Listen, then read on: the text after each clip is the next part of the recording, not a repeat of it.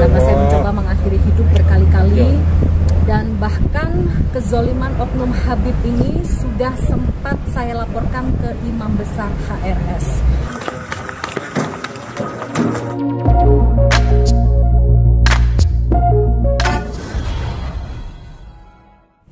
Oke. Dan Mbak Zeda mungkin boleh dijelaskan dulu agenda di PPA Polres Bekasi.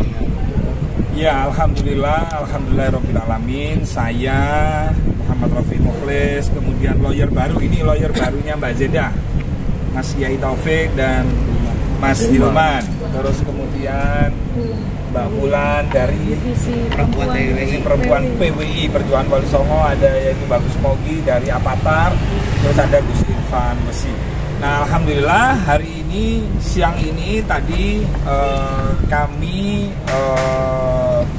memenuhi itu ya, panggilan undangan daripada PPA, unit PPA dalam rangka untuk menindaklanjuti laporan dari Mbak Zeda Salim yang selama ini teman-teman bantu untuk memviralkan, tujuannya untuk mengedukasi masyarakat agar tidak terulang kembali kejadian yang menimpa perempuan-perempuan Indonesia seperti yang dialami oleh Mbak Zeda.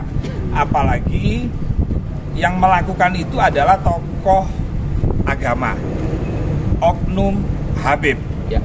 Nah, harusnya tokoh agama, oknum Habib itu kan harusnya menjadi contoh atau menjadi teladan.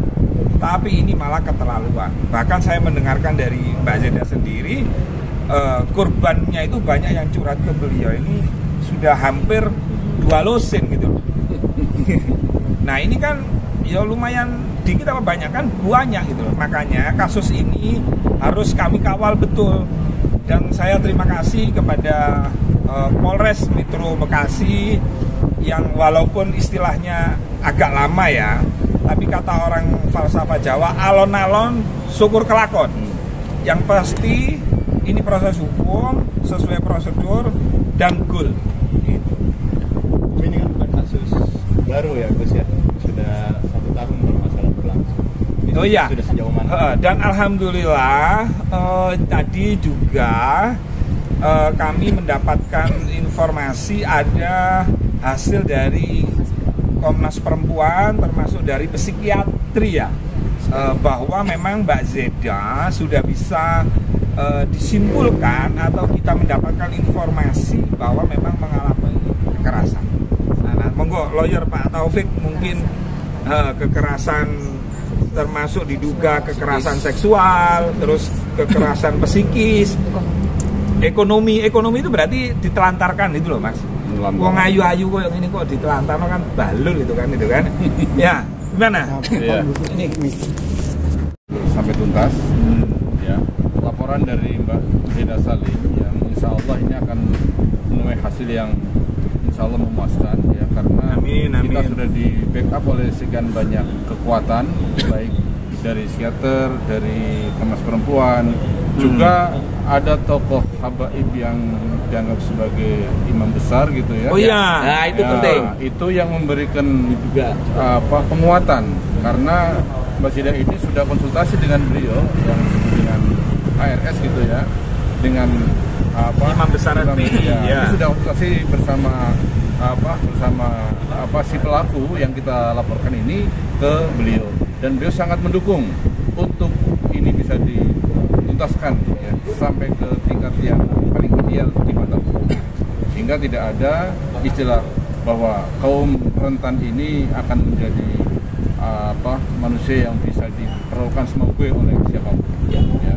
Kita harus kawal ya perempuan ya masuk dalam kategori manusia rentan ini agar mereka mendapat perlindungan yang selayaknya di mata hukum ya.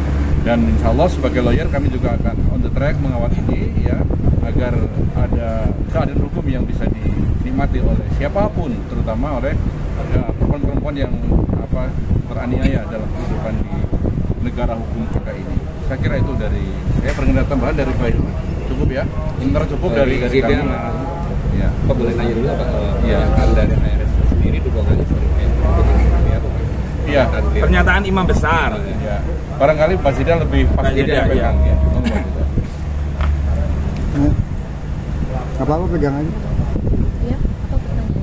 Pernyataan Imam Besar. Dukungannya dari Imam Besar. Ya, sebelumnya saya ingin menjelaskan dulu bahwa dalam kasus ini saya mengalami kekerasan yang tidak main-main, di mana tadi sudah disampaikan oleh lawyer saya, Gus Rofi, ada kekerasan seksual. Menurut data Komnas Perempuan ya, saya mengalami banyak kekerasan berat, yaitu kekerasan seksual, kekerasan psikis, mental, kekerasan ekonomi, dan juga penelantaran. Itu bukan kekerasan yang ringan dan main-main ya. Jadi sampai saya dirawat di rumah sakit jiwa setengah tahun karena saya mencoba mengakhiri hidup berkali-kali. Dan bahkan kezoliman oknum Habib ini sudah sempat saya laporkan ke Imam Besar HRS. Masalah keluarga saya dengan oknum Habib ini sempat dimediasi oleh Imam Besar HRS, di mana di situ HRS mengakui memang si oknum Habib ini sudah menzolimi saya, sudah melakukan perbuatan yang tidak pantas kepada saya. Dan memang pada waktu itu IBHRS memberikan dukungannya dalam bentuk mengajukan diri untuk menjadi saksi, di mana akan ada surat bermaterai yang menyatakan bahwa saya adalah istri dari oknum Habib ini, di mana ada surat keterangan bermaterai, baik itu surat perceraian ataupun surat rujuk. Di situ IBHRS sudah mengajukan diri untuk menjadi saksi utamanya dalam surat bermaterai. Namun yang saya kecewa adalah sampai detik ini permasalahan itu tidak ada ujungnya, tidak ada penyelesaiannya. Jadi istilahnya saya kayak di PHP gitu ya.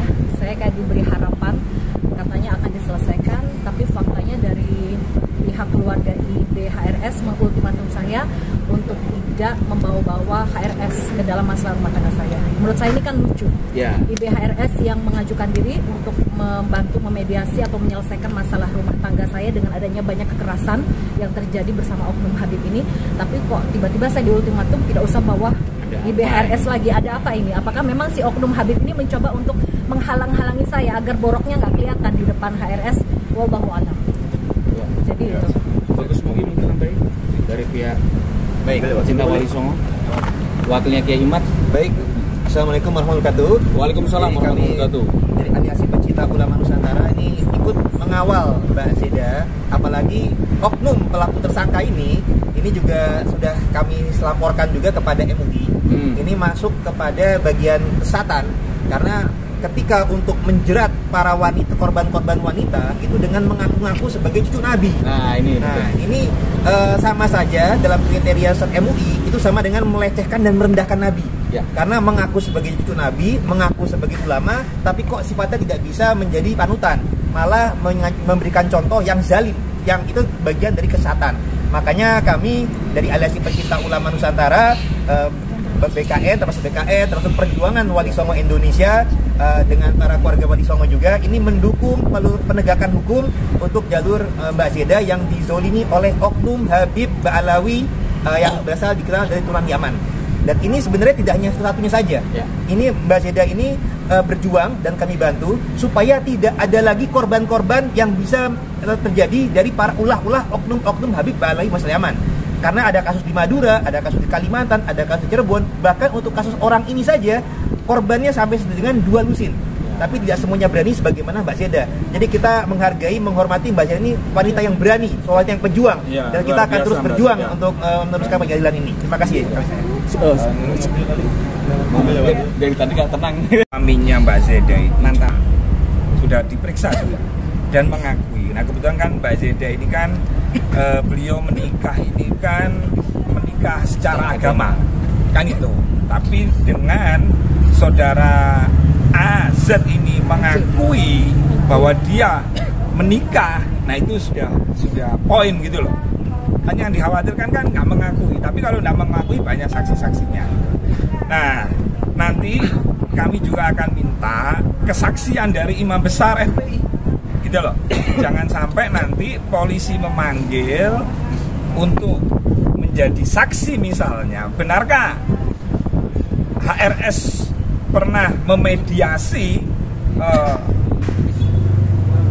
ahli masalah rumah tangganya Mbak Zeda dengan AJ ini? Nah itu sangat penting itu. Terus hasilnya mediasi apa? Jangan sampai niatnya mediasi tetapi nggak ada endingnya, nggak ada solusinya. Kata orang Jawa, awawu. Nah itu jangan sampai. Ya kita percaya sepenuhnya kepada Polres Metro Bekasi bahwa kasus ini insya Allah berlanjut dan berakhir di meja pengadilan. Amin, amin. Ya, itu ya doanya ya. Untuk visum yang terbaru atau yang paling terakhir tuh kapan sih? Apakah ada lagi? Ya, saya terakhir menjalani pemeriksaan visum psikis ya tahun kemarin. Tahun ini hasilnya sudah dipegang oleh pihak penyidik. Boleh diceritain mungkin seperti apa hasilnya? Hasilnya hasilnya sebenarnya nggak bisa diungkapkan ini Mas, karena itu untuk kepentingan penyidikan.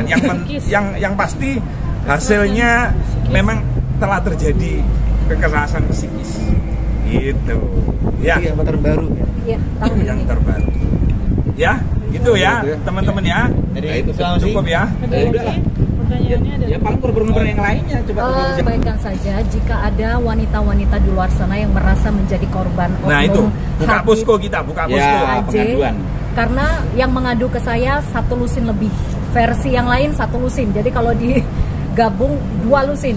Bayangkan satu oknum Habib saja sudah merendahkan puluhan harkat martabat perempuan, diinjak-injak seperti itu ya. Baru satu oknum Habib. Bagaimana dengan kejadian yang tidak kita tahu di luar sana? Menurut saya ini miris.